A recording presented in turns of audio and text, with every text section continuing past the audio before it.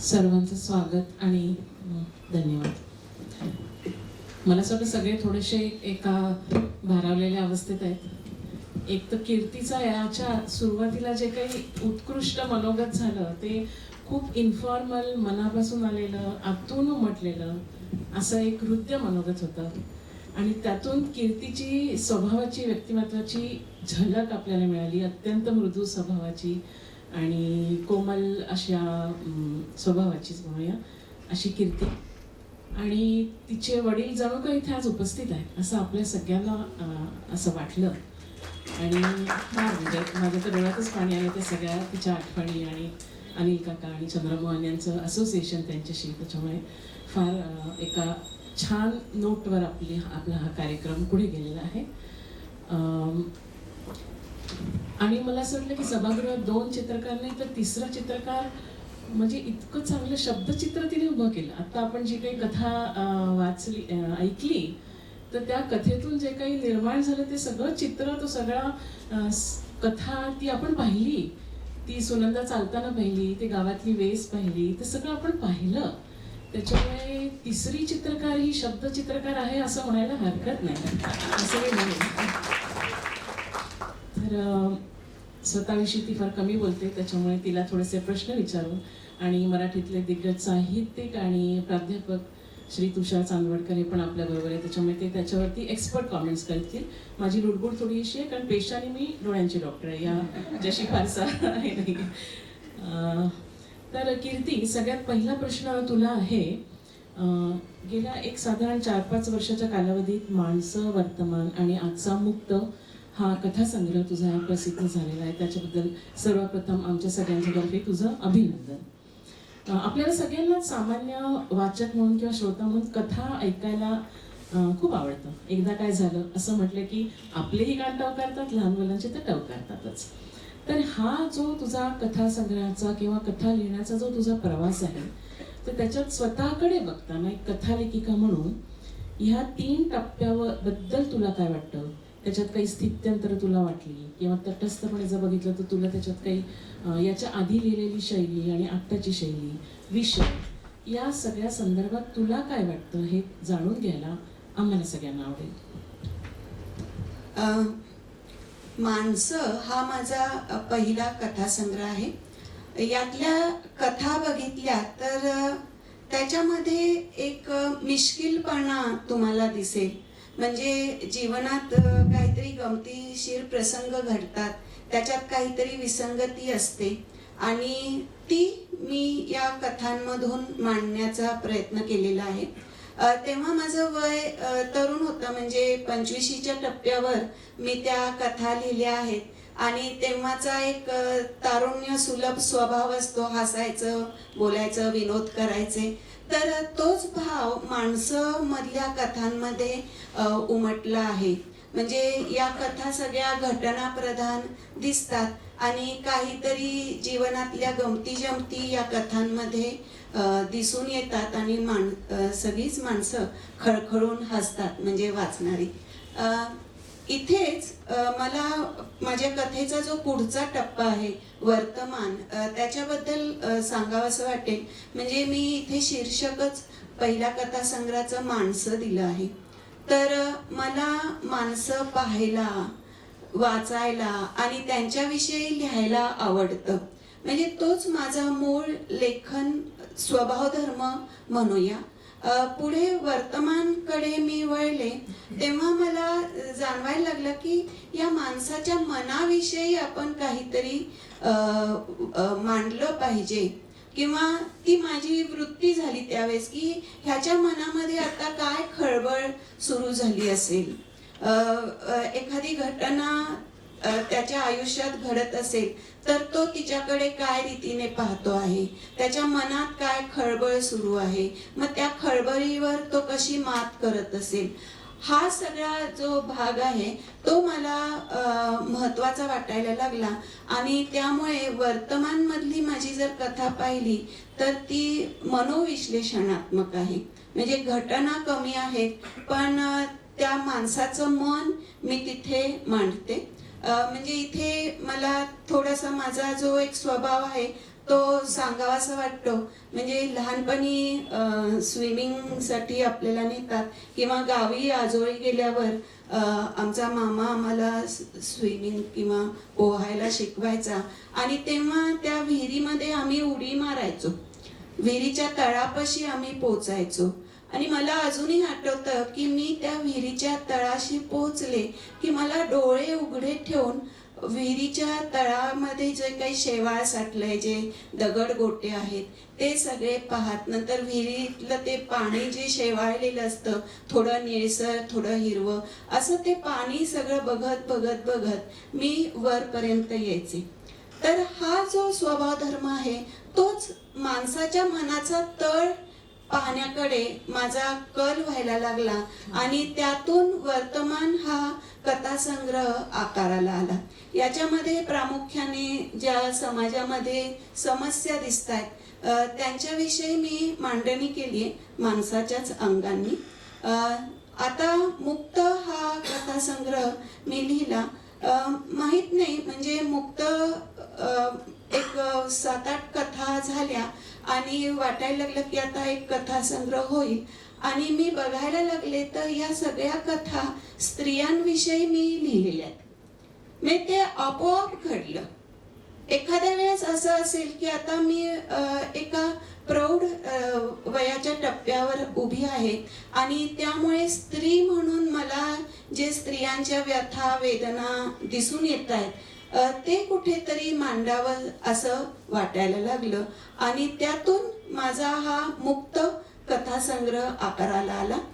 त्यातही मी सांगेन की ही जी मुक्त मधली जी स्त्री आहे ती सकारात्मक रीतीने आपल्या जीवनाकडे पाहते. त्यामुळे आत्ताची पण तुम्ही कथा ऐकली असेल तर तिने काहीतरी एक निर्णय घेतलाय आणि पुन्हा जीवन संघर्षासाठी ती ठामपणे तयार झालेली आहे अशी ती कथा आहे. तशाच प्रकारच्या कथा मुक्तमध्ये पाहता येतात. तर एकूण म्हणजे माधवी मला असं वाटतं की माझा एक असा प्रौढ प्रगल्भ व्यक्तिमत्व होत जातं. त्याप्रमाणे एक तारुण्यसुलभ भावना ज्या माणसामध्ये दिसतात, मग सामाजिक अंगाच्या भावना ज्या वर्तमानमध्ये दिसतात आणि मग आता मुक्त ते मी स्वतः स्त्री असल्यामुळे मला जे स्त्रियांविषयीचं जाणवतंय ते सगळं मुक्तमध्ये आलेले आहे. फार छान. याच्या नंतरच्या तुझ्या कथा कशा असतील ह्याचा थोडासा आम्ही मनातल्या मनात आम्ही विचार करतो आहे की आणखी प्रगल्भ, आणखी समाजाकडे वेगळ्या प्रकारे बघण्याची दृष्टी तुझ्याकडे आहेच. ती पुढच्या कथांमध्ये आम्ही नक्की वाचू. या सर्व म्हणजे एक गमतीचा भाग सांगते की मला असं वाटायला लागलं की अरे मुक्तमध्ये आपण सगळं स्त्रियांविषयी लिहिलं पण पुरुषांच्या पण काहीतरी भावना असतील, त्यांच्या मनात पण आपण डोकवून बघायला पाहिजे. त्यामुळे तोही विचार एक मनामध्ये चाललेले आहेत कथा, नवीन कथा लिहिण्याच्या बाबतीत. मिलिंद घाबरून नाही ना आता? ती आता बारकाईने सगळं ऑब्झर्व करणारे आणि लिहिणारे बरं का, त्याच्यामुळे बी वेळ.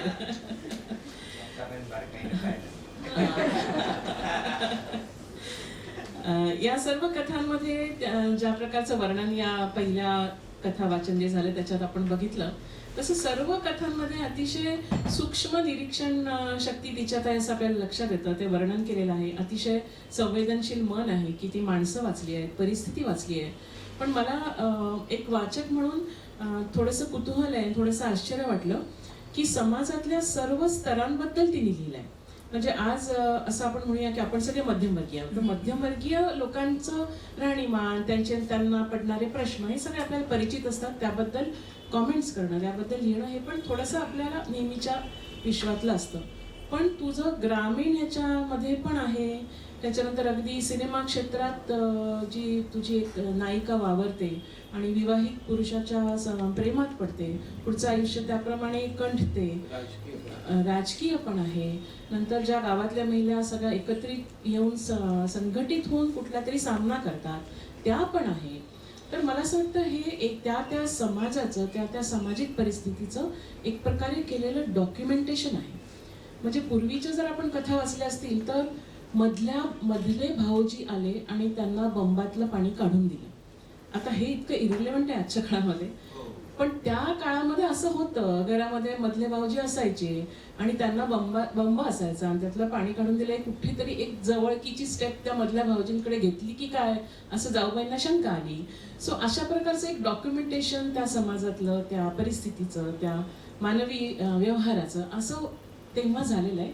मला असं वाटतं आणखी 50-100 वर्षांनी तुझ्या कथा जेव्हा वाचल्या जातील तेव्हा आजच्या घडीला समाज काय आहे याचं चित्रण त्या लोकांना तेव्हा कळेल.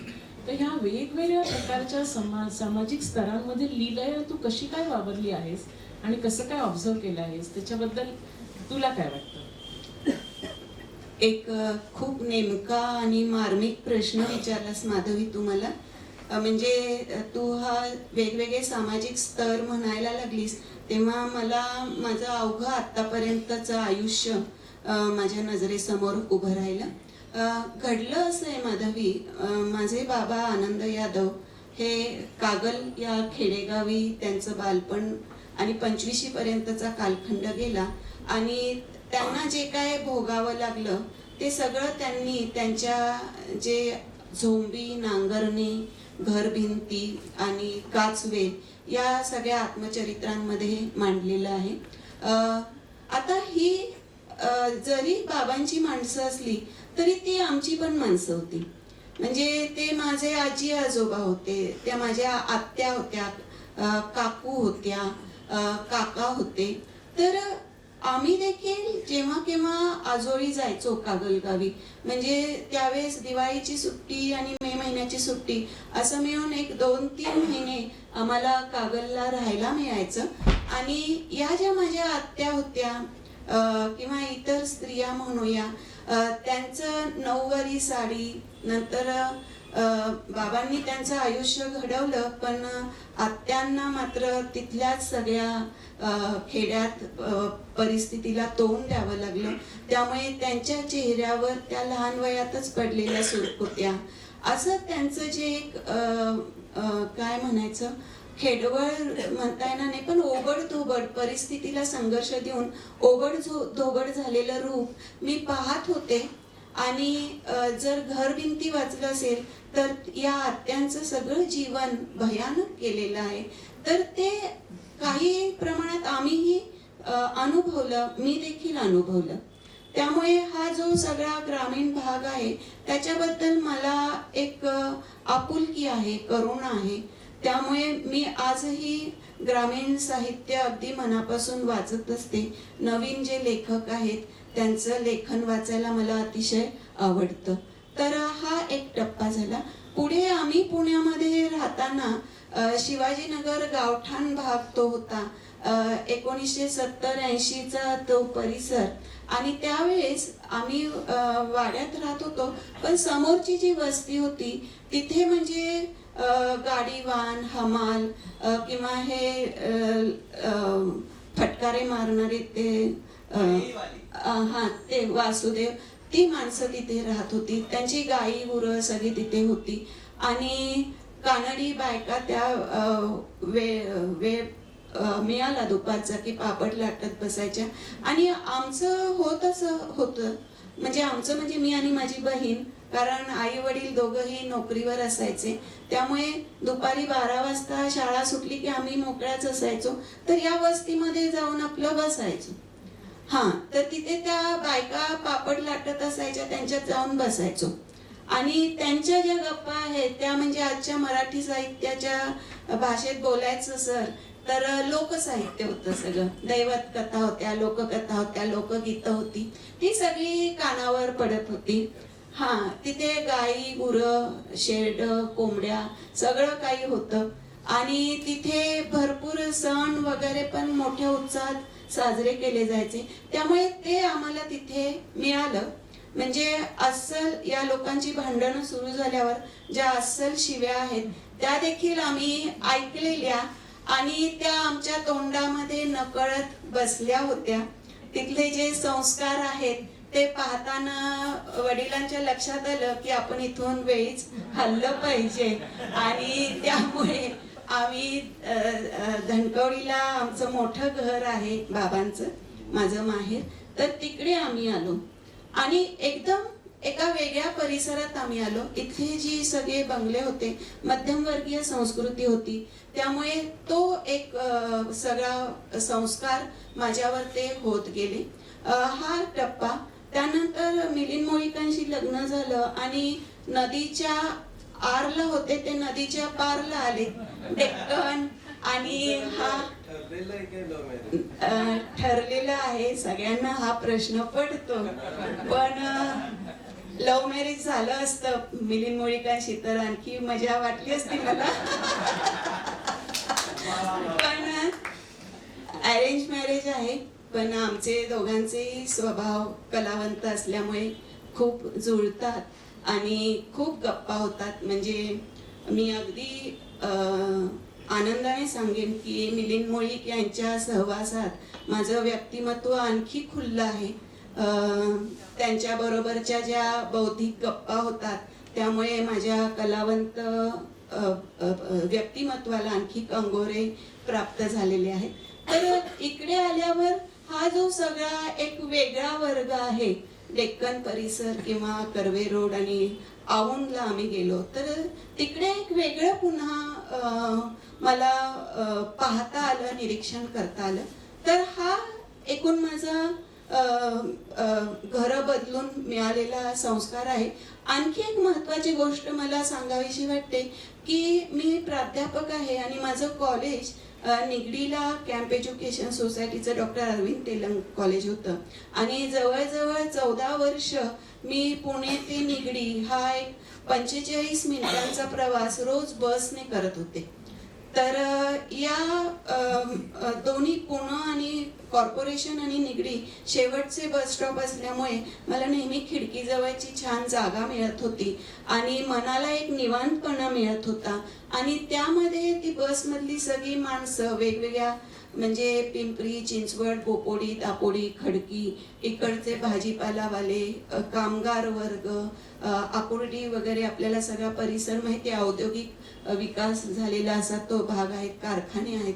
तर तो सगळा वर्ग त्या बसमध्ये मला पाहता, न्याहाळता आला. तर त्याचाही एक मोठा प्रभाव म्हणूया. हे माझे जे सामाजिक स्तर आहेत त्याच्यात आणखी एक स्तर तिथे ॲड झाला म्हणूया. तर या रीतीनं एकूणच मला खूप काही पाहायला मिळालं आणि तेच माझ्या कथांमधून मी मांडते आहे आणि त्यामुळे हे सगळे सामाजिक स्तर वेगवेगळे आपल्याला दिसून येतात. क्या बात आहे. एखादा टिप कागद असावा किंवा स्पंज असावा, तसं एवढं सगळं तिने जे काही पाहिलं ते सगळं टिपून घेतलं आणि फक्त टिपून नाही घेतलं तर आपल्यासाठी कागदावर उतरवलं सुद्धा. आणि तो काळ पण चांगला होता की जेव्हा आई वडील मुलींना म्हणत नव्हते की कुलूप उघडलं की घरात जाऊन कडी लावून बसायचं, परक्या कोणाशी बोलायचं नाही, परक्या घरात जायचं नाही. उलट त्या सगळ्या समाजात त्यांनी मुक्तपणे जाऊ दिलं. तो काळ होता आणि निवांतपणा मिळाल्याचा एक क्रेडिट मोबाईल नसणं आपण एक याला पण देऊ शकतो. पण म्हणजे कौतुक आहे की असं सगळ्या प्रकारच्या समाजाचं दर्शन ती आपल्या कथांमधून आपल्याला करवते. मी डॉक्टर तुषार चांदवडकर यांना पुढचा प्रश्न विचारू इच्छिते की सर, साधारण 1990 नंतरच्या काळात बऱ्याच स्त्री लेखिकांनी कथा हा साहित्य प्रकार हाताळलेला आहे. त्याच्यामध्ये अनेक नाव आहेत. मोनिका गजेंद्र गडकर आहे, प्रज्ञा दया पवार आहेत, नीरज आहेत, सानियानी पण आधीचं लिहिलंच आहे पण इतक्यात पण तिच्या नवीन कथा आलेल्या आहेत, कविता महाजन आहेत. तर या सगळ्या कथा लेखिकांच्या कथासंग्रहांच्या मध्ये कीर्तीच्या कथासंग्रहांचा जर धांडोळा घेतला तर त्याचं वेगळेपण तुम्ही मराठी साहित्याचे प्राध्यापक या दृष्टीने कसं सांगाल आम्हाला? धन्यवाद मॅडम. आवाज येतोय? आपल्या या विषयाकडे येण्यापूर्वी मला जसं या ठिकाणी अनेकांनी यादव सरांचा संदर्भ सांगितला, 1993ला मला गोताळा नावाची कादंबरी त्यांची होती आणि त्याचं माझं मूळ शिक्षण हे जळगावी झालं, तिथलं मुजे महाविद्यालय. आणि गोताळा ही कादंबरी मला विलक्षण आवडली आणि यादव सरांना भेटावं, त्यांना बघावं, मला ती सवय होती. मी पुण्याला यायचो, त्याच्या साहित्यिकांकडे जायचो. सुदैवाने समरसचा साहित्य संमेलन जळगावी आयोजित झालं आणि सरांवर मी लेख लिहिला. तो छोटा होता, 93ला म्हणजे मी फर्स्ट इयरला होतो, FA ला होतो. आणि तो सरांसोबत फोटो घेतला. सरांना सांगितलं गोतावळा ही कादंबरी मला तुमची खूप आवडली आणि मला असं सतत वाटतं की तुमच्या वर्गात मी असायला हवं. ते मला एक 3-4 वर्षाचा कालखंड गेला आणि एमएला मी जळगावी असताना मी सरांचा फोन केला सरांना. ती भूमी नावाचा तुमचा तो बंगला तिकडे. मग सर मला म्हणाले घरी ये. घरी आलो आणि मग सर मला म्हणाले की तू इथं माझी मावशी असायची सदाशिव पेठेत. तर त्यांना म्हटलं की मी विद्यापीठात येतो आणि तुमचं एक लेक्चर ऐकतो. आणि ते मी ऐकलं. ते सर्व सांगण्याचं कारण की असं म्हणतात की मुलगा हा आईवर असला पाहिजे आणि मुलगी बापावर असली पाहिजे. तुम्ही यादव सरांसारखेच दिसतात. आणि यामुळेच की काय ती प्रतिभा तर आलीच आली. पण मला एक सारखं लॉ ऑफ अट्रॅक्शन मला नेहमी असं वाटायचं की यादव सरांच्या शेजारी आपण बसलं पाहिजे होतं. पण ते भाग्य मला तुमच्यामुळे मिळालं आणि मग आता मी माझ्या मुद्द्याकडे येतो. आपण 90 नंतर ती कथा बघूया. कारण मॅडमचे 3 कथासंग्रह आहेत आणि 3 कथासंग्रहांमध्ये बरोबर 4-4 वर्षाचं अंतर आहे. म्हणजे 2018ला आला पहिला माणसं, 2022ला आला वर्तमान आणि 26ला आला मुक्त. ह्या 4 वर्षांमध्ये त्यांची 3 कथासंग्रह. ह्या 3ही कथासंग्रहांचा तोंडाळा वेगळा आहे. त्याचा प्रत्येकाचा बाज वेगळा आहे. होतं काय, मी परवाही बोललो अनौपचारिकपणे मॅडमला की एखादा साहित्यिक किंवा एखादी कलाकृती निर्माण करतो लेखक कवी, तेव्हा त्याच्या पहिल्या साहित्यकृतीचं रिपिटेशन पुनरावृत्ती होत असते. मी काही उदाहरणं देतो की समजा आनंद आपलं रानातल्या कविता लिहिलं महानोरांनी आणि रानातल्या कविता लिहिल्यानंतर त्यात एक सुरी कविता त्यांची पुढे गेली. वळण मिळालं ते प्रार्थना दयागणा आला तेव्हा त्या आमदार म्हणून घेतलेला अनुभव तो त्याच्यात आला आणि ती कविता सामाजिक अंगाने गेली. पण या 3ही कथासंग्रहांमध्ये खरं तर 4-4 वर्षाचं अंतर आहे. पुनरावृत्ती न होऊ देता 3ही कथासंग्रह फार वेगळ्या धाटणीचे आहे. त्याची वैशिष्ट्य पुढे येतील. पण मॅडमचा मूळ प्रश्न जो आहे की मग आपण साधारणतः 90 नंतरचा जो कालखंड जर घेतला तर यामध्ये आपल्याला ज्या काही महत्वाच्या कथा लेखिका अगोदरच्या याच्यामध्ये आपल्याला मी सांगेल की अगदी सानिया असेल की ज्यांच्या कथांमध्ये स्त्री पुरुष संबंध, एकाकीपणा, आत्मशोध, किंवा गौरी देशपांडे या महत्वाच्या लेखिकांनी जी सुरुवात केली. मग उर्मिला पवार की ज्यांच्या याच्यात दलित स्त्रीचं जीवन, जात, लिंगभेद, सामाजिक न्याय, वास्तववादी शैली हे सर्व येत गेलं. मेघना पेठे आल्या, त्यांच्या याच्यातही हा आत्मशोध, आधुनिक नातेसंबंध, मानसिक संघर्ष. नंतर प्रतिमा जोशी त्यांचं लेखन आपण बघतो की त्याच्यात स्त्रीय अस्मिता आहे, मानवी संवेदना आहे.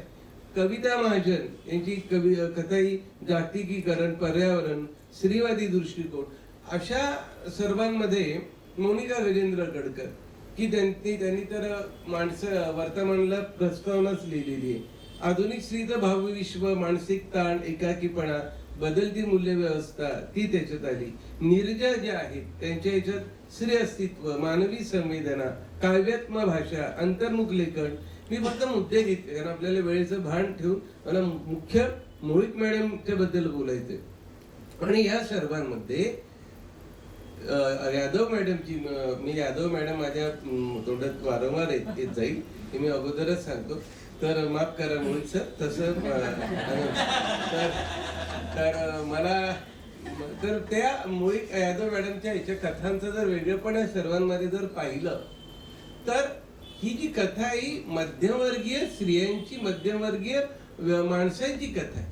जसं पु ल देशपांडेंनी आपल्या विनोदी शैलीने मध्यमवर्गीय माणूस उभा केला त्या पद्धतीने त्यांनी त्यांच्या कथांमध्ये कुठला आवेश नाही. मी असं म्हटलंय आपल्याला की त्यांची जी व्यक्तिमत्वामध्ये जो एक शालीनता आहे, संयमशीलता आहे, तोच त्या कथांमध्ये येतो. त्यांच्यातील स्त्रिया, त्यांच्या कथांच्या ज्या नायिका त्या आक्रमक होत नाही. जे इतर त्यांच्या अगोदरच्या आजूबाजूच्या ज्या स्त्री लेखिका आहेत त्यांच्या कथांमध्ये ज्या नायिका आहेत त्या कुठेतरी स्त्रीवादी भूमिका घेतात, त्या कुठेतरी बंडखोर भूमिका घेतात, त्या प्रस्थापित व्यवस्थेला नाकारताना आक्रमक होतात. पण यांच्या कथांमध्ये हा आक्रमकपणा नाही, कदाचित तो त्यांच्या व्यक्तिमत्वाचा भाग असेल. आता मी आपल्याला असं म्हटलं की त्यांच्या 3ही कथा संग्रहांमधील गंमत बघा. आता पहिला जो आहे माणसं, या माणसामध्ये आपल्याला मध्यमवर्गीय जीवन जाणीवा, त्याच्यातील मला अत्यंत आवडणारी कथा जी आहे ती छत्रीचं गौड बंगाली कथा आहे. मी असं म्हणतो की तरुणांच्या जीवनावर, महाविद्यालयीन युवकांच्या जीवनावर इतकी सुंदर कथा दुसरी नसेल, इतकी छान कथा आहे. या कथेमध्ये हा जो पहिलीच कथा आहे, मानव जो आहे तो तरुण आहे, पाऊस पडत नसतानाही रोज कॉलेजमध्ये छत्री हा कशासाठी नेतो आणि याचं गौड बंगाल त्याच्या आईला उलगडत नाही आणि कथेच्या शेवटी ते उलगडतं आणि तो निमाच्या तो प्रेमात पडलेला मानव, पोरग मनातून अस्वस्थ आहे, त्याची पौगंडावस्था जाणणारी आई आणि या वयातील मानसिकता टिपली. या कथेकडे फार वेगळ्या पद्धतीने बघतो. म्हणजे त्या मुलाचं जे वागणं आहे त्या वागण्याने ती आई चिडचिड तिची होत नाही, उलट ती शांततेने घेते. वडिलांना उलट वडीलही त्याच पद्धतीने तिला समजवतात बायकोला, जेव्हा ती सांगते की अहो याचं रोजचं एक छत्री, तो काय छत्री याने काय विकत घेतली आणि रोज नेतो काय, आणि सगळं त्या तिचं जे मानसिकता आहे. परंतु एका बाजूला ती मुलाला समजून घेणारी आई आहे. मला ते फार आवडलंय. म्हणजे एका बाजूला म्हणजे त्यांच्या कथेमध्ये मला उलट मी त्यांना मला असं सतत वाटतं की सायकोलॉजीचा त्यांचा इतका चांगला अभ्यास आहे ना की त्या मुलाची मानसिकता, आईची मानसिकता आणि वडिलांची मानसिकता ही इतकी अचूकपणे त्या पहिल्याच कथेमध्ये इतकी छान आलेली आहे. आणि मी उलट आमच्या अभ्यास मंडळाच्या लोकांना सांगितलं की आपण आता अभ्यासक्रम तयार करताना मुलांना भावणारा, ती कॉलेजची मुलं आहे त्यांना आवडणारा जर विचारात घेतोय ना ती कथा लागलीच पाहिजे आणि मी तो प्रयत्न करणार. तर या पद्धतीनं ही जी यादव मॅडमची जो कथा जी आहे त्या इतर सर्व कथाकारांपेक्षा, स्त्री कथाकारांपेक्षा वेगळीच इथे येते. दुसरी अजून अशी गोष्ट आहे की त्यांच्या कथांमध्ये प्रचंड विविधता आहे. म्हणजे त्यांनी असं सांगितलं की कागदला त्यांनी स्त्रिया पाहिल्या, ग्रामीण वगैरे. पण तुम्हाला पहिल्या कथेमधली गंमत सांगतो की त्या ठिकाणी तो जो सिक्युरिटी या कथासंग्रहातील तिसरी कथा आहे.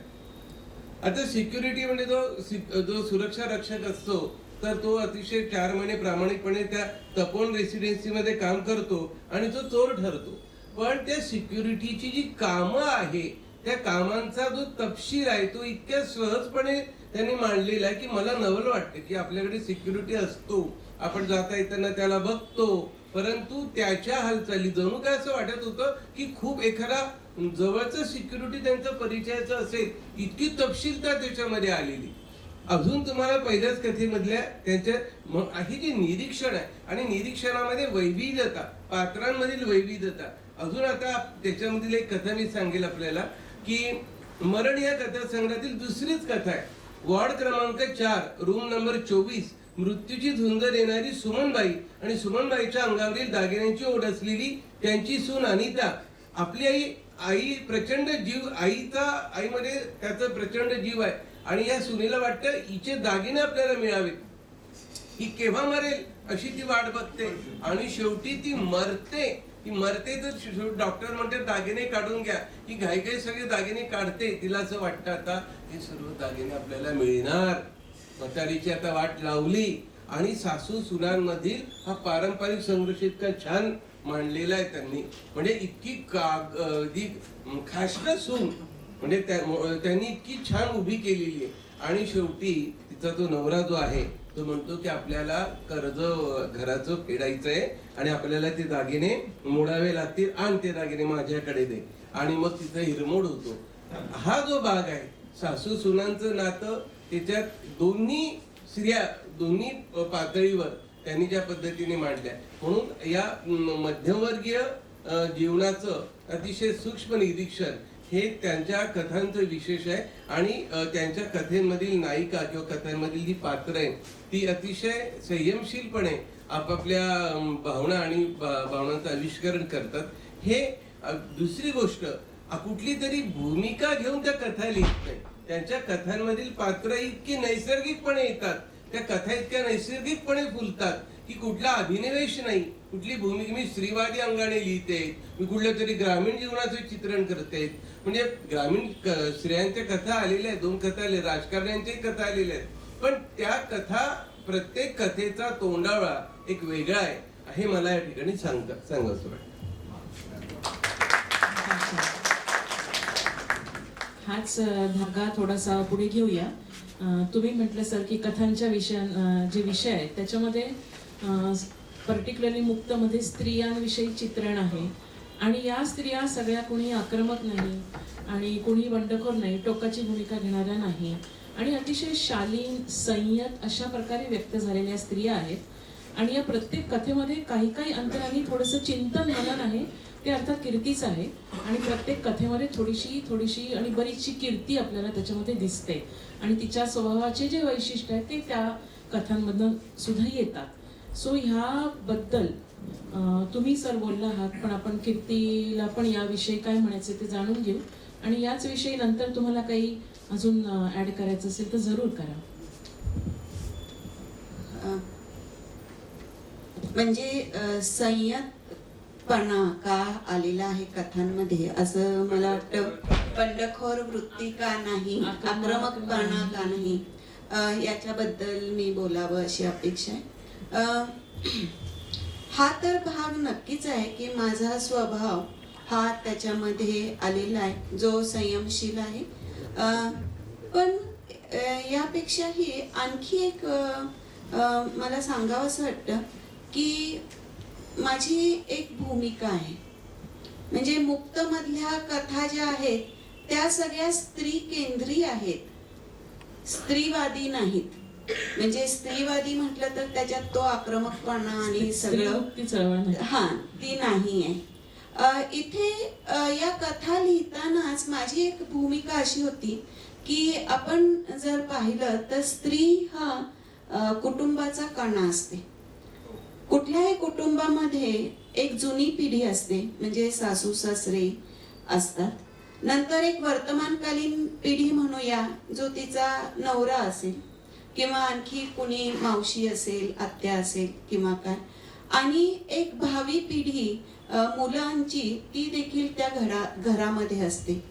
आणि ही जी स्त्री असते, ही स्त्री ह्या तिन्ही पिढ्यांमध्ये एक समन्वय साधत असते आणि घरामध्ये एक शांत वातावरण कसं राहील, पण हे शांत वातावरण जपताना देखील सगळ्यांचं हित कसं आपल्याला करता येईल हा तिचा एक स्वभाव असतो.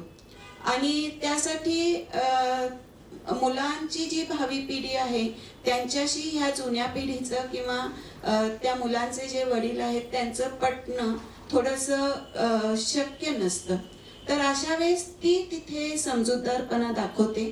ती ह्या मुलांकडे त्यांचे जे प्रश्न आहेत, त्यांचं जे भविष्य आहे ते सगळं समजून घेते आणि ती ह्या मुलांच्या बाबतीत निर्णय घेऊ पाहते. हा निर्णय घेताना तिला जुन्या पिढीला समजावून सांगावं लागतं, कधी त्यांच्या विरोधात जावं लागतं. मुख्यतः पतीने जर लक्षात घेतलं नाही तर त्याच्या विरोधात जावं लागतं. म्हणजे मुक्तमधल्या एक दोन कथा अशा आहेत की त्या मुली कुणाच्या तरी प्रेमात पडलेल्या आहेत. त्या मुलींनी आपलं मन आईजवळ उघडं केलेलं आहे आणि घरामधले जे आपले वडील आहेत त्यांच्याबद्दलची एक भीती त्या मुलींच्या मनामध्ये आहे. तर अशा वेळेस मग आता करायचं काय, तर हा प्रश्न लक्षात घेऊन शेवटी मुलांचं सुख आणि तिथे तिचा जो कोणी असेल भावी जोडीदार त्याचं देखील एक पारखणं ती परस्पर करते आणि मुलीला तू ह्याच्याबरोबर निघून जा, घरचं मी सांभाळते अशी भूमिका घेताना दिसते. तर ही अशा प्रकारची जी स्त्री आहे, कुटुंबाचा कणा असलेली, ती मला मांडण्यामध्ये जास्त इंटरेस्ट आहे. म्हणून मी या पद्धतीची स्त्री माझ्या कथांमध्ये तुम्हाला आलेली दिसेल. हा सर, मी तोच धागा जरा धरतोय आणि मला लगेच संदर्भ लक्षात आले की स्त्री ही कणाच नाही तर त्यांचा त्या कुटुंबातील स्त्रीवर इतका विश्वास आहे की त्यांच्या कथांमधील स्त्रिया या कुटुंब सावरणाऱ्या आहे आणि ते सावरताना स्वतः काही वेळेला कमीपणा घ्यायलाही त्या तयार होतात. त्या याचा अर्थ त्या पारंपरिक नाहीये आणि त्या एका टोकाला त्या पुरोगामी पण काही नेत नाही. परंतु मध्यमवर्गीय स्त्रीची जी एक मानसिकता आहे की काही झालं तरी आपलं कुटुंब सांभाळलं गेलं पाहिजे. आता यामध्ये जी एक आहे बेस्ट फ्रेंड सारखी कथा बघा, याच्यातील वर्तमानातील, की आजच्या काळात पती पत्नीचं नातं हे किती भौतिक सुखामध्ये तकलाद होत आहे. एक मोबाईलचं निमित्त होतं आणि आपला नवरा मोबाईल घेऊन देत नाही म्हणून कथेची नायिका त्याच्याशी भांडून मुलाचं माहेरी येते, पण तिच्या मुलाला आपल्या वडिलांनाही वेळ आहे आणि त्यांच्याकडे जाण्याची ओढ त्याच्या आजोबा पुरी करत राहतात, परंतु त्याच्या मनावर ह्या आपल्या वडिलांच्या नात्याचे जे काही पडसाद आहेत ते उमटत राहतात. आणि ही नायिका या संपूर्ण पिढीचं सुखसिंग चंद्रावदेशा संस्कृतीचं एक प्रतीक ठरते. दुसरं याच्यामध्ये आपल्याला सांगेल अजून एक याच्यात कथेमध्ये हा परफेक्ट वुमन ही, जसं मी आपल्याला म्हटलं की माणसामधील छत्रीचं गौड बंगाल, आता यामधील जी स्त्री आहे ही करिअर, मैत्रिणी, संसार याच्यात तिची ओढाताण आणि सर्व काही तिला करावंसं वाटतं. आणि मग अगदी मुलीला क्लासलाही न्यायचं सोडायचं आणि मैत्रिणींबरोबर जेव्हा ती मुलीला घेऊन निघते त्यावेळेला स्कूटीवर भरधाव वेगाने जेव्हा ती निघते की आता नवरा घरी येईल, आपण पोहोचलं पाहिजे. आणि मग ती मुलगी म्हणते, आई मला बांधून घे तू ओढणीने तुला. आणि अखेर स्कूटीच्या मागील सीटवर बसलेली लहान मुलगी ती तिला बांधून घेते आणि प्रचंड वेगाने ती स्कूटर पळवते. त्यावेळेला ती मुलगी घाबरून म्हणते, आई मला भीती वाटते, मला बांधून ठेव. या एकाच वाक्यातून त्या मुलीचं बालमनाचं जर दर्शन घडतं. परंतु आज काय होत आहे की कुठेतरी या मध्यमवर्गीय स्त्रियांना एका बाजूला करिअरही करावं असं वाटतंय आणि कुटुंबही सांभाळावं असं वाटतंय. अशा याच्यामध्ये ह्या सगळ्या परिस्थितीचं भान जे आहे त्या त्यांच्या कथेतील स्त्रियांना आहे. म्हणून त्यांच्या कथांमधील ज्या स्त्रिया आहेत त्या कुटुंबाचं स्वतःचं आत्मभान राखता राखता कुटुंबाचंही भान ठेवणार आहेत असं मला वाटतं. बरोबर आहे सर. मला अजून एक ह्याच्यामध्ये थोडीशी भर घालावीशी वाटते की माझी भूमिका तर मी तुम्हाला सांगितली. आणखी एक माझं लिखाणामागची एक भूमिका असते की मला इतर लेखकांपेक्षा काही वेगळं मांडता येईल का, काही देता येईल का, हा देखील भाग माझा आहे. त्यामुळे आता भरपूर बंडखोर नायिका दिसतात, आक्रमक नायिका दिसतात, पण ह्यांच्यापेक्षा पण एक स्त्री आहे जी 80% समाजात दिसून येते, जी समंजस आहे, जी सोशिक आहे, पण तरीही ती नेटाने सगळं घर आणि संसार चालवत असते. मग यांच्याबद्दल आपण का लिहू नये असंही मला वाटलं आणि त्यामुळे मी या स्त्रीकडे जास्त वळले आहे. बरोबर आहे, तुझ्या स्वभावाचं दर्शन त्या सगळ्या स्त्रियांच्या मधनं होत असतं.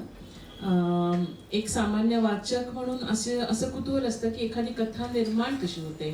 विषय डोक्यात येतो आणि मग पात्र निर्माण होतात की एखादं पात्र येतच मनात तर मग त्याच्याभोवती विषय गुंफला जातो. कधी असं होतं की एखादी डिलिव्हरी अडते, म्हणजे मनात कथा आहे पण ती मोकळी होत नाहीये, त्याच्यासाठी थोड्या कळा सोसाव्या लागतात, कष्ट घ्यावे लागतात. तर ह्या सगळे तुझी जी बाळं ही निर्माण झालेली आहेत त्याच्यामध्ये तुझा एखादा लाडका आहे का, किंवा त्याच्या निर्मिती प्रक्रियेविषयी तुला वाचकांना काय सांगायला आवडेल? मी त्याच्यात अजूनही ऍड करतो, तुम्हाला आवडणारी कथा, आवाज बरा आहे, आपल्याला आवडणारी कथा आणि निर्माण झाली पण कथा आवडत नाही असंही सांगा. इथे कथा निर्मितीची प्रक्रिया हा एक भाग आला. नंतर कथा लिहिताना काय अडचणी आल्यात अशा एका कथेबद्दल पण बोल असं माधवी म्हणत आहे. तर थोडी मी ह्याची सगळी एकत्र सांगड घालते आणि माझी जी एक कथा आहे तिची निर्मिती प्रक्रिया आणि मला आलेल्या अडचणी त्यांच्याबद्दल मी इथे माझं म्हणणं मांडते. या कथेचं नाव मैत्रीण आहे. या मुक्तमध्ये ती कथा समाविष्ट केलेली आहे. तर या कथेचं बीज असं आहे की दोन मैत्रिणी आहेत, त्या नोकरीमुळे एकत्र आल्या आणि त्यांच्यात मैत्री झाली. ती मैत्री गाढ होत गेली, नोकरीमध्ये एकत्र असल्यामुळे गाढ होत गेली आणि नंतर या मैत्रीचे धागे कुठेतरी उसवत गेले आणि एका क्षणी ती मैत्री पूर्ण संपली. आणि त्या दोन्ही मैत्रिणी एकमेकींशी बोलेनाशा झाल्या. तर असं हे कथाबीज आहे. आता या कथेमध्ये माझेही काही अनुभव आहेत, ते मला मांडायचे होते. तर त्यामुळे माझे अनुभव आहेत. मीच ही कथा सांगितली तर जास्त बरं होईल का असं मनामध्ये येत होतं. कारण तृतीय पुरुषी निवेदन पद्धती घेतली तर त्याच्यामध्ये माझं जे मनामध्ये घालमेल होत होती किंवा त्या मैत्रिणीबद्दल जे फार छान क्षण मी घालवलेले आहेत ते मला मांडता येणार नाही जर तृतीय पुरुषी निवेदन पद्धती वापरली तर. तर काय करूया बरं. माझा व्यवसाय प्राध्यापक याचा, त्यामुळे हे शिक्षण क्षेत्रातली आपली मैत्री दाखवायची का, नोकरी दाखवायची का दुसरंच कुठलं एखादं क्षेत्र घेऊया. मग पुन्हा दुसरं क्षेत्र म्हणजे आता माधवीचं मेडिकल क्षेत्र आहे, पण मला त्याच्यातलं काही फारसं माहिती नाही, त्यामुळे ते नको घ्यायला. बरं, सरकारी कार्यालय तिथलंही फारसं माहिती नाही, ते नको घ्यायला. असे अनेक प्रश्न माझ्या नेहमीच्या मनामध्ये चालले होते. आणि हे नेहमीचं मन ते माझं जे कथाकार मन आहे त्याच्याशी पण बोलत होतं. आणि तिथे तो संघर्ष चाललेला की ते कथाकार मन म्हणत होतं की कशाला, तुझं जसं आहे प्राध्यापकी क्षेत्र घे ना, काही हरकत नाही, त्यातनं तुला जास्त व्यक्त होता येईल.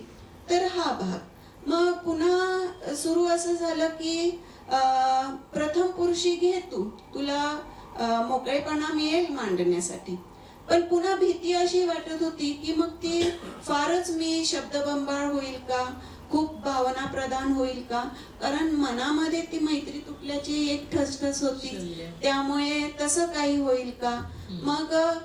मग ते कथाकार मन मला सांगायचं की नाही, तू असं दाखवू शकशील, तसं दाखवू शकशील, असं. म्हणजे माझ्या लक्षात आलं की ते कथाकार मन आणि मी आमच्यात अक्षरशः भांडणं चाललेली होती की ती कथा आकाराला आणायची कशी.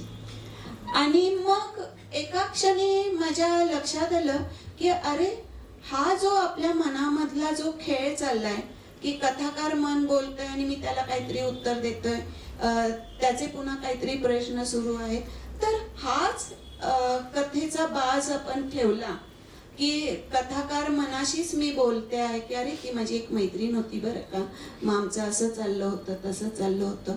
मग कथाकार मन पुढचा काहीतरी प्रश्न विचारतो आणि मग त्याचं उत्तर देते.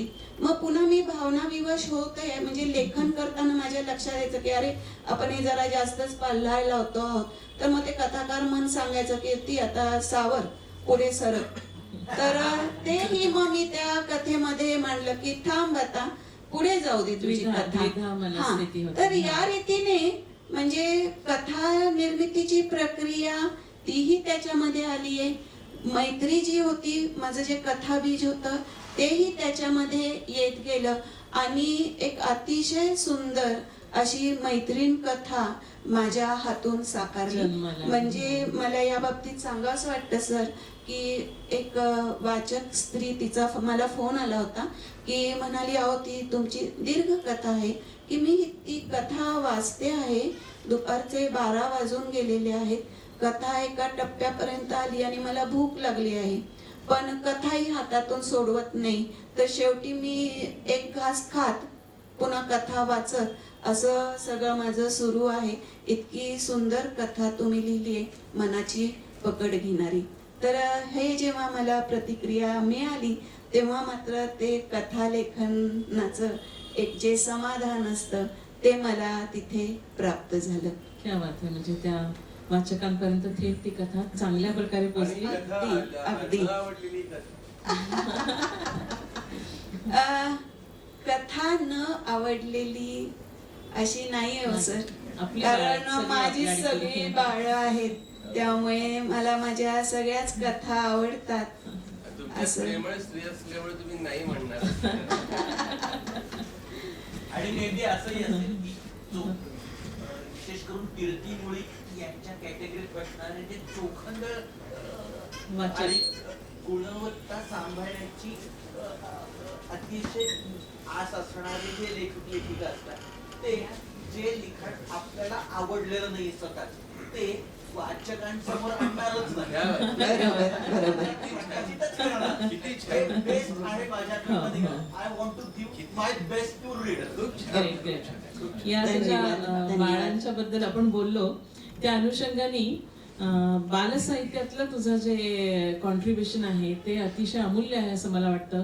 मध्ये एकदा आता सध्याचे किशोर मासिकाचे संपादक किरण केंद्रे यांच्या भाषणामध्ये मी ऐकलं की सध्याची जे लहान मुलं आहेत त्यांच्या गोष्टी सांगणारे आजी आजोबा नाही त्यांच्या घरात आणि गोष्टी वाचायला मिळत नाही तर ते अनाथ झालेले आहेत. ही सगळी पिढी जी मुलांची आहे ती अनाथ झाली आहे. सो हे जी काही पोकळी आहे ते भरून काढण्याचं काही अंशी काम तुझ्या हातून झालेलं आहे. सो बालसाहित्यातलं कुमार साहित्य आणि बालसाहित्य याच्यात तुझं छान योगदान आहे. सो ह्या दोन्हीबद्दल दोघांनीही थोडंसं बोलावं. फार महत्वाचा भाग आहे हा. मला दुर्दैवाने मी तुमच्या त्या बालकथा वाचलेल्या नाही, पण जेव्हा तुम्ही म्हटल्यात आपलं थोडं बोललंही झालं परवा फोनवर की मी त्यांनी बालकथा लिहिल्या आहेत. सुदैवाने माझी एक विद्यार्थिनी आता बाल साहित्यावरती PhD काम पूर्ण केलं. तिला PhD अवॉर्ड दिली.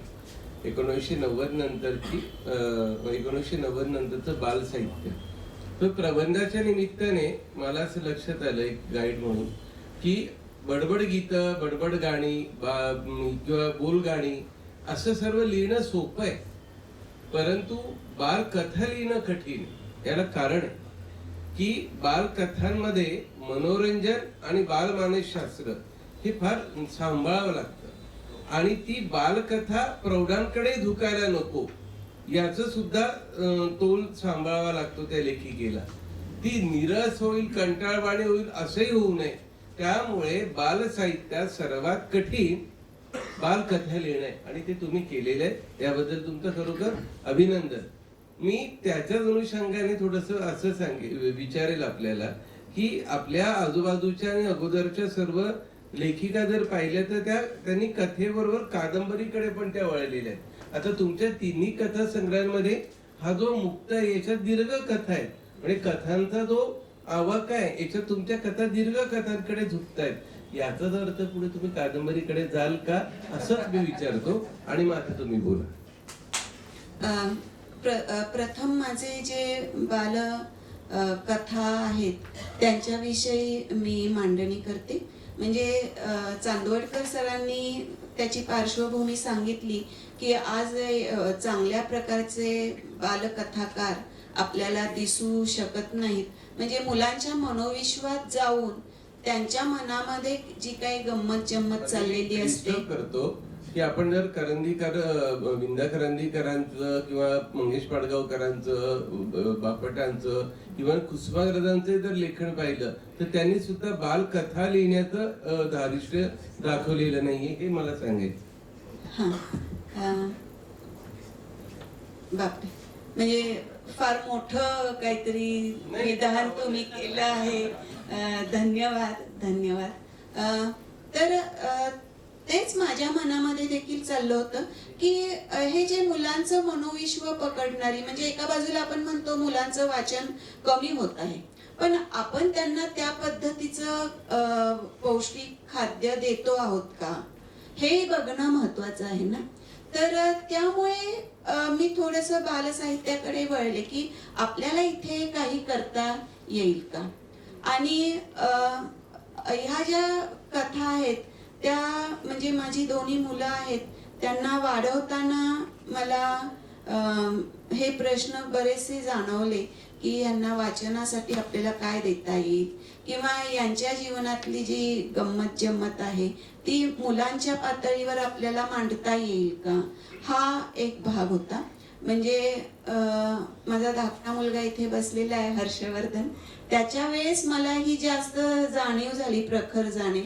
आणि त्याच्या जीवनातलेच काही प्रसंग आहेत. म्हणजे एका कथेचं नाव तर मी हर्षचा मासा असं दिलंय की घरामध्ये त्या हर्षवर्धनला मासा आपण पाळूया असं वाटायला लागलं.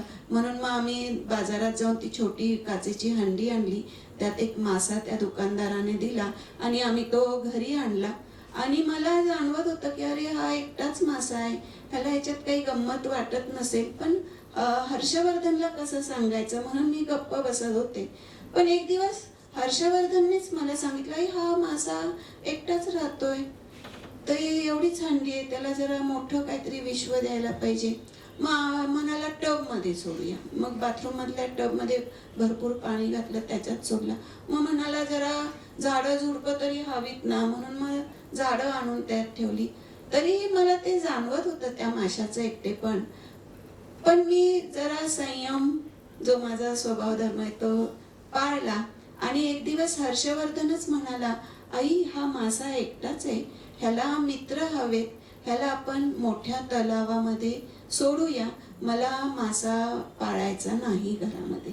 आणि मग आम्ही दोघं जण ते पाषाण तलाव आहे तिथे गेलो. मला वाटतं हर्षवर्धनला ते सगळं आठवत असेल. हा, तर मग तिथे तो मासा सोडून आम्ही आलो. तर ही अशी एक सुंदर कथा त्यातून जन्माला आली. त्यानंतर त्याचं सायकल चालवणं आहे, त्याच्यामध्ये हा जो दादा आहे सतीश दादा, तो त्याला सूचना, त्याचं रागवणं, त्याला शिकवणं, हा सगळा जो गमतीचा भाग आहे तो राजा सायकलमध्ये आलेला आहे. आता हे मला जाणवत होतं, पण मी लिहित नव्हते. आता लिहिण्यामागची एक गंमत मला सांगावीशी वाटतं, कारण इथे थोडी लहान मुलंही बसलेली आहेत, त्यांना त्याची एक गंमत वाटेल की खिडकीमध्ये मी बसायचे निवांत वेळ असल्यावर, आणि सुदैवाने खिडकीतनं बाहेर छान डोंगर दिसतात आमच्या, आणि त्या डोंगराचं जे कड आहेत तिथली झाडं झुडपं मी आपली बघत बसायचे. आणि मला असं, आपण आकार शोधत असतो ढगांमध्ये किंवा झाडांमध्ये, तसं मला दिसायला लागलं की हत्तींचा कळप जणू काही तिथून चाललेला आहे. आणि मग मला ती गंमत वाटली. मी आपली तिथे बसून त्या हत्तींचा कळप असा डोक्यात कल्पना करत बघत होते. आणि एक दिवस असं वाटलं की त्यातला एक हत्ती असा खाली उतरत माझ्याकडेच येतोय. आणि मग मला कथा सुचली की अरे असा जर गावामध्ये हत्ती आला तर काय गमती जमती होतील. आणि त्यातून दौलतवाडी नावाची माझी कथा निर्माण झाली. खूप छान कथा आहे, तर वाचा. आणि तिथून मग माझा हा मुलांसाठीचा कथा लेखनाचा प्रवास सुरू झाला. भरपूर विषय, विविधता त्याच्यामध्ये आहे. थोडा माझा मिश्किल स्वभाव आहे. तुझं नाव काय? सतेज. काही छत्री आणण्याचा प्रयोग तुझ्यापासून झाला का रे? या बालकथांमध्ये आत्ताच्या मुलांचं विश्व आहे. सर, परवा तुमच्या बोलण्यात जे आलं होतं, नाही तर पूर्वीच्या बालकथांमध्ये एक राजकन्या असायची, एक राक्षस असायचा. हे जे काही आहे ते आजकाल काही मुलांना ते आपलं वाटणारच नाही ना. वाटणार नाही. म्हणजे त्या कथांमध्ये जर पाहिलं आपण तर तो राजपुत्र, राजकन्या, ती चेटकी, तो जादूगर, असं सर्व भाग. पण अलीकडच्या याच्यामध्ये तो जो खूप, आता मला तेच खंत आहे की मी तो कथा वाचलेल्या नाहीयेत, पण निश्चित तुम्ही आता ज्या कथेच्या निर्मितीबद्दल सांगितलं, तर ह्या कथा ज्या आहेत त्या आजच्या विद्यार्थ्यांच्या समकालीन मानसिकतेवर आधारित. ते फारच मला महत्वाचं वाटलं, कारण ते अवघड आहे. नाहीतर ती आता कादंबरी बद्दल बोलले, हे होत चालले मात्र सर की माणसं मधल्या कथा थोड्या आटोपशीर होत्या, 7-8 पानांच्या दिसतात. वर्तमानामध्ये त्या वाढल्या आणि मुक्तमध्ये मुक्तच झाल्यात, त्या वाढत चाललेल्या आहेत. म्हणजे 14-15 पानं, 20 पानांपर्यंत कथा गेलेली आहे माझी. म्हणजे एक कथा आम्ही घेतली होती, मानसीला माहिती आहे, आणि अभिवाचनाचं आमचं चालली होती चर्चा. आणि ती कथा इतकी मोठी होती की ती अभिवाचनच जवळजवळ 40 मिनिटांचं झालं. मग ती कथा आम्ही बाजूला ठेवली आणि ही छोटी कथा आम्ही निवडली. तर एडिट केली त्यांनी, मी बघत होतो. हो, ती पण थोडी एडिट करावी लागली आहे मानसीला. तर माहित नाही, दीर्घलेखन होत चाललेलं आहे. कुणास ठाऊक उद्या कादंबरीकडे मी वळू पण शकेन. अजून काय होतं, लेखक एका काय निनावी प्रांतामध्ये, अमूर्त प्रांतामध्ये वावरत असतो, तिथे त्याला काय सापडेल आणि ते कुठल्या पद्धतीने कवितेच्या रूपात का कथेच्या रूपात का ललित लेखाच्या रूपात तो मांडेल ते सांगता येत नाही. उद्या एखादा विषय मिळाला तर मी कादंबरीकडे देखील वळू शकेन. मी एक प्रश्न ऍड करतो आणि मला सुचलेला कथा अलीकडे दिवाळी अंकांमध्ये मोठ्या प्रमाणात लिहिल्या जातात आणि तुमच्या पहिल्या कथासंग्रहातील सर्व कथा या दिवाळी अंकात लिहिलेल्या आहेत. तर त्या दिवाळी अंकामध्ये ज्याला कथांची मागणी होते त्यावेळेला ते सुचणं आणि अन्य कथा या परिस्थितीनुरूप सुचलेल्या आहे, असं या दोघांमधील काही फरक? म्हणजे सुखी गृहिणी नावाचा दिवाळी अंक होता आणि त्याचे संपादक हल निपुणगे होते, मेहता काकांना माहीत असतील ते. तर त्यांनी माझ्याकडे सुखी गृहिणीसाठी कथा मागायला सुरुवात केली आणि ते मला म्हणाले की कीर्ती, या गृहिणी कष्टीच असतात सगळा संसार करताना, त्यामुळे ते संसारातलं काही दुःख वगैरे नको सांगू, पण संसारातल्या गमती जमती तू जरा सांग. आणि त्यामुळे त्या माणसामधल्या कथा जरा मिश्किल पद्धतीने आलेल्या आहेत, म्हणजे तो एक भाग आहे तिथे. पण पुढे मात्र माझी दृष्टी बदलली. मला जेव्हा लक्षात येतं सुचेल तेव्हा मी कथा लिहित असते आणि मग ती कथा माझ्या मनाप्रमाणे लिहून झाली की मग मी दिवाळी अंकांना ती देत असते. मला असं वाटतं आता थोडंसं शेवटाकडे येऊया. त्याच्यात एक शेवटचंच मी विचारते किंवा तुला बोलायला प्रवृत्त करते की याच्या पुढे आपण आकृतिबंधाविषयी बोललो. अनेक आकृतिबंध म्हणजे कविता आहे, समीक्षा ग्रंथ आहेत, कथासंग्रह आहेत आणि कादंबरीकडे तुझी वाटचाल सुरू आहे. तर आणखी पुढे मे बी नाटक, सिनेमा आणि नटरंग सारख्या सिनेमा आणि कादंबरीचे यशस्वी थोर साहित्यिक यांची तू कन्या आहेस. सो माध्यमांतर ह्याकडे काही तुझी वाटचाल होण्याची शक्यता आहे का? आम्हाला असं वाटतं की हल्लीची पिढी वाचनाकडे फारशी वळत नाही, पण मे बी अशा प्रकारचं त्याचं माध्यमांतर झालं तर कदाचित त्यांच्यापर्यंत साहित्य एका वेगळ्या प्रकाराने पोहोचू शकेल.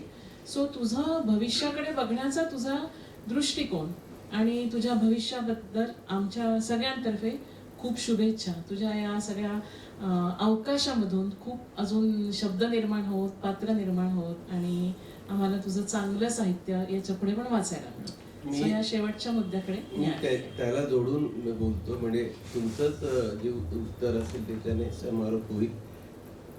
माध्यमांतर होताना, साहित्य कृतीचं माध्यमांतर होताना तो दिग्दर्शक जो असतो ज्याला ते त्या माध्यमात ते आणायचे असते तर त्याला ते खूप त्रास होतो. मग तो एकदा त्या लेखकाला सांगतो की तू कारण दृकश्राव्य माध्यमावर ते जे ती स्क्रिप्ट जी आहे ती परिवर्तित करताना खूप कसरत त्याला करावी लागते. म्हणजे कारण त्याच्या संवादात मोठा भाग येतो, वातावरण निर्मिती आहे, निवेदन शैली आहे, तो अलंकृतपणा सगळा सांभाळावा लागतो, कमी करावा लागतो. त्याच्यामुळे साहित्यकृतीचं माध्यमांतर, उदाहरणार्थ जैत्र जैत गोणी दांडेकरांचे नटरंग, मुळात आनंद यादवांचे संवादच इतक्या ताकदीचे होते की त्या नटरंगाच्या निर्मितीबद्दल मी वाचताना वाचलेलं की लिहिलेलं वाचलेलं मी की मुळामध्ये यादव सरांचे संवाद इतके ताकदीचे होते की तो चित्रपट उठून गेला. तसं मॅडमच्या कथांना जर आपण एखाद्या सिरियल मध्ये रूपांतरित करायचं म्हटलं, मालिकेमध्ये रूपांतरित करायचं म्हटलं, चित्रपटात रूपांतरित करायचं म्हटलं तर ते सहज जाईल. याचं कारण असं आहे की त्यांच्या निवेदनाची, आविष्काराची जी शैली आहे तिचा साधेपणा जो आहे आणि अलंकारिकता जी अशी ओढून चालून आलेली नाहीये त्यामध्ये, त्यामुळे हा जो सगळा जो भाग आहे तो सहज शक्य आहे. म्हणजे मॅडमने खूप छान प्रश्न विचारला की तुम्हाला माध्यमांतर करता येऊ शकतं आणि त्या प्रकारचा तुम्ही प्रयत्न करावा जेणेकरून हे साहित्य अधिकाधिक वाचकांपर्यंत, रसिकांपर्यंत जाईल. माध्यमांतर म्हटलं की कथा किंवा कादंबरी यांचा चित्रपट किंवा नाटक असं साधारण किंवा दूरदर्शन मालिका असं साधारण स्वरूप आपल्या नजरेसमोर येतं. हा जो प्रश्न आहे माधवी, तो मी दोन्ही पातळीवर मला त्याच्याबद्दल विचार मांडावेसे वाटतात. म्हणजे आज एका बाजूला तरुण पिढी वाचनाला उत्सुक नाही, हा एक भाग. त्यांना दृश्यकला जास्त आवडते, म्हणजे सोशल मीडिया जे म्हणतो आपण, फेसबुक, इन्स्टा किंवा छोटे रील्स याकडे किंवा शॉर्ट फिल्म्स, हा भाग त्यांना खूप आवडतो.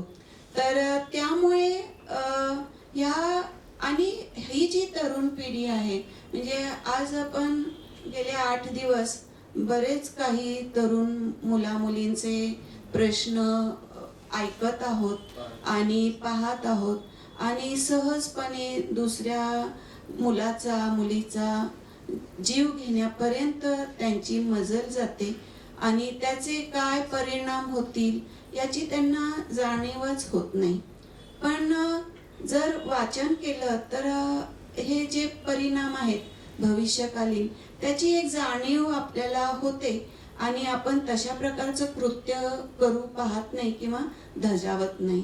तर म्हणून मग मुलं वाचत नाहीत ना, तर मग आपण त्यांना जी ही बाकीचा जो सोशल मीडिया आवडतोय त्या पद्धतीने त्यांना हे सगळं का देऊ नये असं वाटतं. त्यामुळे माध्यमांतराला माझा पूर्ण होकार आहे.